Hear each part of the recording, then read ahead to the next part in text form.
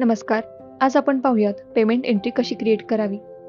महा इनपुट्समधील accounting मॉड्यूलमध्ये payment हे जेव्हा आपण सप्लायरला पैसे देतो त्याची एंट्री किंवा त्याची नोंद ठेवण्यासाठी ही एंट्री मार्क केली जाते. यामध्ये फॉर्ममधील कॅश इन हँड किंवा बँक अकाउंट सिलेक्ट करायचे आहे. त्याची अमाऊंट एंटर करायची आहे.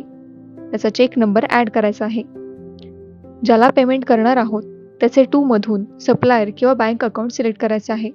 त्यानंतर टाईप सिलेक्ट करताना यामध्ये ऑन अकाउंट सिलेक्ट केले तर ते डायरेक्ट त्याच्या अकाउंटवर जातील किंवा जर अगेन्स्ट रेफरन्स सिलेक्ट केले तर त्याचे परचेस वाउचर सिलेक्ट करून त्याची एंट्री मार्क करता येते.